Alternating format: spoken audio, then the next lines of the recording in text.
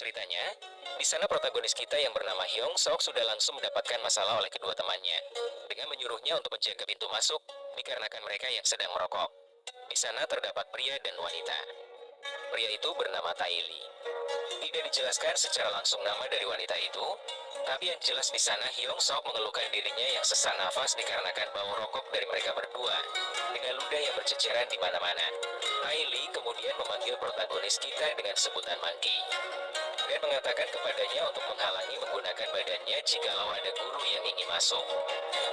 Belum sempat protagonis kita menjawab, Riley langsung memasang ekspresi kesal dikarenakan Hyung Seok yang tidak menjawab perkataannya. Hal ini langsung memicu reaksi khawatir dari protagonis kita yang membuatnya bergegas menjawab selayaknya hewan. Di sana tampak, si wanita yang marah dengan itu dengan menyuruh Taili untuk menghentikan tindakannya itu. Taili pun mendengarkannya dan menyuruh protagonis kita untuk berhenti. Namun, tanpa si Taili yang mengarahkan kakinya di hadapan Hyung Seok dan tanpa keraguan sedikit pun, meletakkan kakinya itu di atas wajah protagonis kita dan memintanya agar melakukan dengan benar di lain waktu.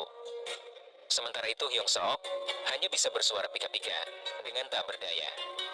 Setelah Park Hyung Seok diinjak, Taili pun menendang wajahnya hingga tertempel di tempat pembuangan. Dengan santai, kemudian mengatakan kepada Hyung Seok bahwa jangan sampai ketahuan guru. Setelah itu menyalahkan air yang membuat rambut dan wajahnya basah di tempat itu. Saking putus asanya dia, Hyung Seok sampai menimpali bahwa dirinya adalah binatangnya Taili. Kemudian berpindah ke ruangan kelas. Di sana tampak Taili yang memutar-mutarkan lengannya. Seperti di anime-anime, sebelum pukulan pun dilayangkan yang mengenai perut protagonis kita dengan keras. Di sana Hyung Seok langsung merasakan kesakitan yang membuatnya sesak nafas. Namun, tanpa sedikit pun rasa kasihan, Taili dan kawannya malah bercanda tanpa sedikit pun memikirkannya. Gimana tidak? Saat Taili menyuruhnya bangun, dia pun dengan begitu cepat langsung bangkit dengan tegak, membuat yang menyaksikan langsung tertawa dibuatnya, menyebutnya Pikachu. Dan juga mengatakan kalau itu hal yang hebat, Taili kemudian kembali menyuruh protagonis kita untuk melakukan 1 juta volt. Mendengar itu, dia menurut dengan langsung memamerkannya di hadapan mereka. Rasa malu itu membuat ia ingin mati saja, pikir protagonis kita. Kemudian orang-orang menatapnya dengan dingin dikarenakan lega tidak berada langsung di posisi yang dirasakan oleh protagonis kita saat ini. Protagonis kita hanya bisa berandai sambil berpikir andai dia lebih kuat. Setelah itu, teman Taili ingin meminta tolong dengan meminjamkan Pikachu kepadanya. Dikarenakan dia dengan pacarnya Hyeji sudah 100 hari berjadian. Setelah beberapa saat, sepertinya Hyung Seok lagi-lagi hanya bisa menurut saja dan bergumam kepada dirinya mengenai kenapa dia tidak bisa melawan saja. Dia pun berjalan selayaknya Pikachu di tengah keramaian dengan serengguk bunga di punggungnya dan bersuara selayaknya Pikachu. Dengan orang-orang yang hanya bisa menyaksikan itu, bahkan ada yang nyeletuk kepada protagonis kita dan bilang ngapain hidup. Sesampainya di kelas dari pacar temannya Taili, Hyung Seok sedikit lega dikarenakan dirinya yang akhirnya sampai juga di sana. Kemudian terkejut, yang ternyata si ceweknya adalah orang yang merokok bersama Taili di kamar mandi tadi. Si cewek kemudian menanggapi Hyung Seok dengan menanyakan terkait dirinya yang malah merangkak. Si Hyung Seok malah salvo ke celana dalam dari si perempuan yang hampir kelihatan. Sebelum akhirnya memberitahukan kalau dia ingin menunjukkan sesuatu. Dan saat kedua wanita itu menatapnya, ia langsung mengucapkan selamat hari ke 100 juta volt sambil memberikan setangkai bunga. Namun saking gugupnya Hyung Seok, dia sampai mengeluarkan gas beracunnya yang dimana hal itu cukup membuat perempuan yang sebelumnya langsung terkejut dibuatnya. Kemudian perempuan itu simpati terhadap Hyung Seok dan bilang bahwa dia tidak akan bilang kepada Taili mengenai hal itu dan melarangnya untuk melakukan hal seperti itu lagi dikarenakan malu dilihat oleh banyak orang. Namun bagi Hyung Seok, hal yang paling mengecewakan adalah daripada dianggap memalukan di depan wanita, dia justru merasa kecewa terhadap dirinya yang berterima kasih atas simpati tak berharga darinya. Kemudian alur berpindah ke malam harinya, di mana protagonis kita yang menanyakan kepada ibunya, apakah mie-nya sudah matang. Si ibu kemudian memberitahu bahwa mie-nya yang sudah matang dan diletakkan di atas meja. Namun setelah melihatnya, Hyung Seok langsung ngamuk dikarenakan mie yang ibunya masak ada telurnya, dan bilang bahwa itulah alasan mengapa dirinya tidak kurus-kurus. Namun, setelah beberapa saat, dia mencoba memberanikan dirinya untuk mengatakan kepada ibunya bahwa dia yang ingin pindah sekolah. Mendengar itu, sang ibu pun menanyakan kepada anaknya mengenai kenapa ia ingin pindah. Hyung Seok kemudian menjelaskan bahwasanya di sekolahnya banyak saingannya yang pintar. Jadi hitung-hitung nilai raportnya bagus, makanya dia ingin pindah sekolah. Namun sang ibu bukannya tak ingin memindahkan anaknya ke sekolah lain. Tapi rumah yang mereka tempati sekarang saja sudah susah payah untuk mendapatkannya, ucap sang ibu. Dan juga bahwa, kalau Hyung Sok pindah sekolah, nanti jadi susah bertemu teman baru lagi. Mendengar itu, Hyung Sok langsung mengepalkan tangannya, kembali teringat dengan wajah temannya yang hanya membulinya saja. Dan malah marah-marah gak jelas, mengatakan bahwa dia hanya mengatakan kalau dia mau fokus belajar, dan tidak ada hubungannya dengan teman. Dan kalau mereka tidak punya uang, apakah itu salahnya? Ucap Hyung Seok masih marah dengan itu. Namun di dalam dirinya ia juga sadar bahwa dirinya yang hanya sok jagoan di depan ibunya saja. Kemudian meninju pintu rumahnya itu hingga retak. Mama bisa memberikan apakah aku? Ucap Hyung Seok, yang membuat ibunya terdiam seketika begitu mendengarnya. Setelah beberapa saat, Hyung Sok menangis dalam keheningan malam itu, menyalahkan dirinya merasa bersalah atas perlakuannya kepada sang ibu. Bukannya ia sengaja mengatakan itu, tapi dia hanya berpura-pura tegar saja di depan ibu dengan menjadi sok jagoan. Di suasana pagi hari yang indah, di sana Hyung Sok sedikit ragu untuk bersekolah. Dan juga, mengeluhkan tangannya yang perih karena menonjok dinding semalam. Namun hal itu membuatnya semakin merasa maco dan keren di depan. Ciwi-ciwi. Tak lama berselang, panggilan seseorang yang tak familiar memanggilnya, memecah suasana paginya itu, karena yang benar saja, tampak Tylee dan temannya yang asik merokok, mengancam Hyung Sok jika tak segera menuju ke tempatnya. Hyung Sok pun bergegas berlari, seolah menyadari kalau dia tak sampai tepat waktu. Tylee bisa saja membunuhnya, dan mempermalukannya di depan semua orang. Kemudian, kita berpindah ke ruangan guru. Di sana tampak ibu dari protagonis kita, yang membicarakan mengenai kepindahan anaknya kepada salah seorang guru di sana, kemudian menghela nafas panjang. Kemudian, guru itu melanjutkan bahwa, dengan nilai Hyung Sok saat ini, akan sulit baginya untuk pindah ke sekolah lain. Dan, sambil melihat penampilan dari ibu protagonis kita, dia sudah bisa menyimpulkan bahwa perlu uang yang banyak bagi mereka.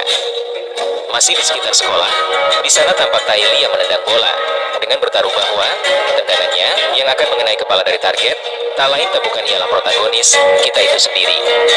Di sana Hyung Sok langsung refleks menghindari bola yang akan mengenai kepalanya, yang berarti taruhan Tylee juga gagal.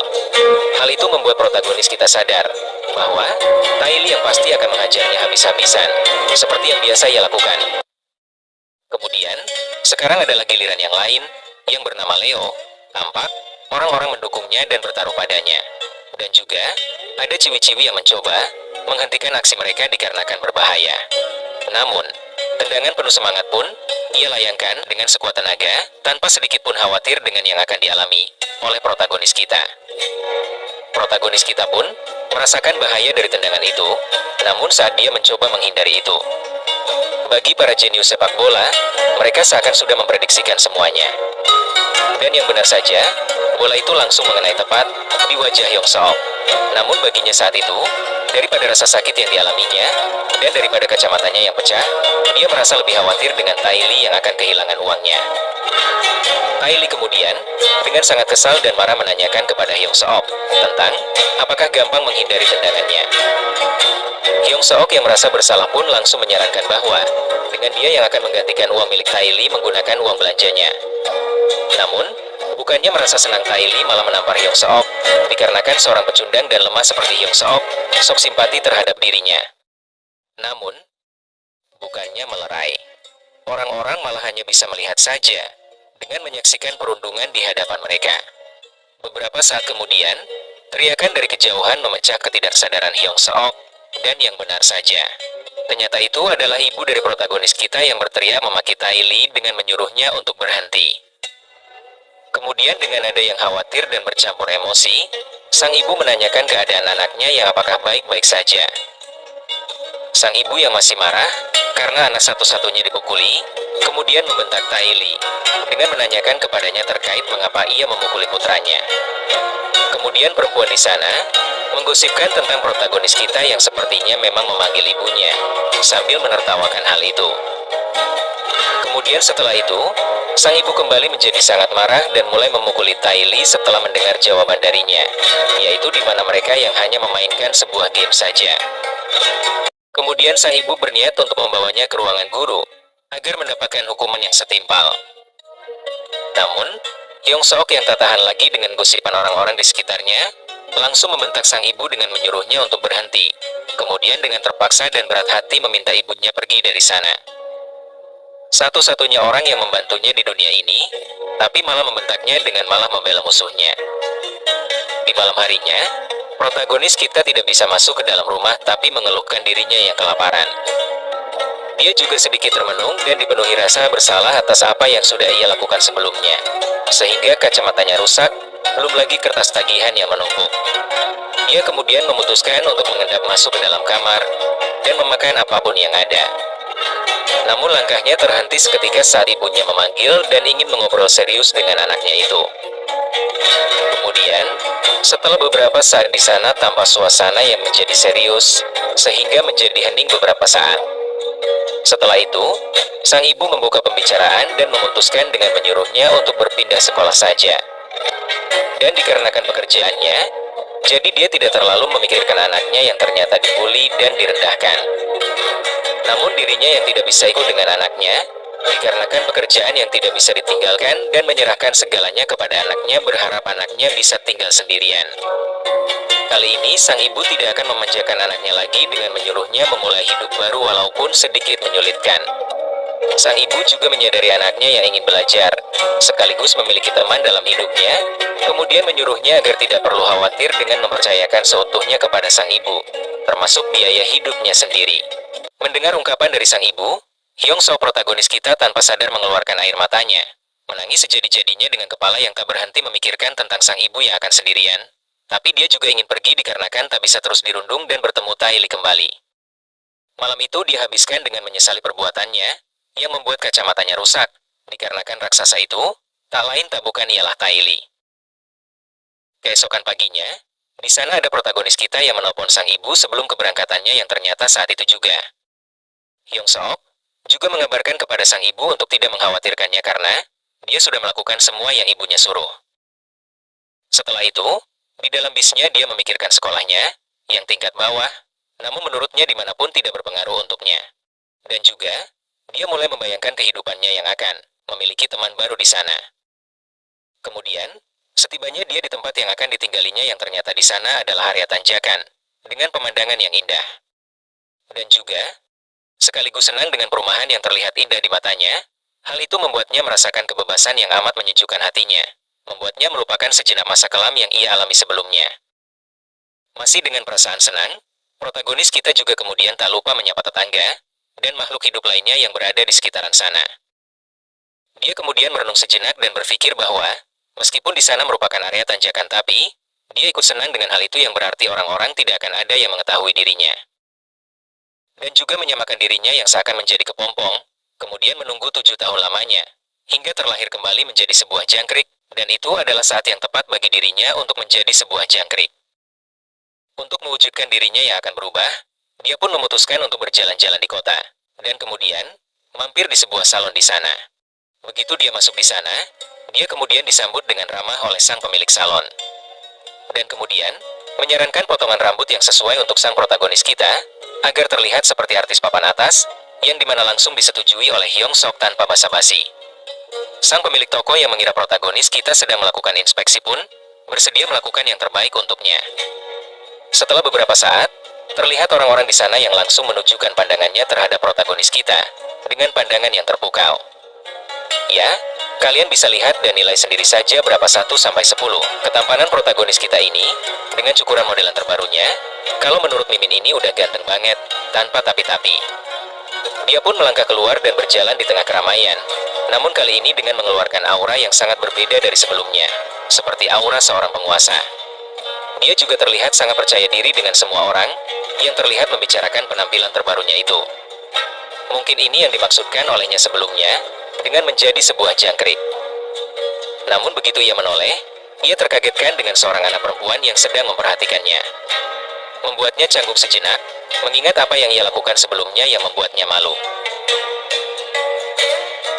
Namun tak selang beberapa lama, dengan ilmu pengetahuan yang dimilikinya, Hyung Soo protagonis kita malah mengira kalau si gadis menyukainya, yang hanya karena si gadis terus menatap dia sebelumnya. Hal itulah yang membuatnya langsung memasang wajah mempesonanya di hadapan sang gadis. Si gadis yang melihat itu, justru mengira bahwa protagonis kita sebagai orang yang keterbelakangan. Namun, dari kejauhan seseorang memanggil gadis itu, yang dimana nama dari sang gadis adalah Mi Jin.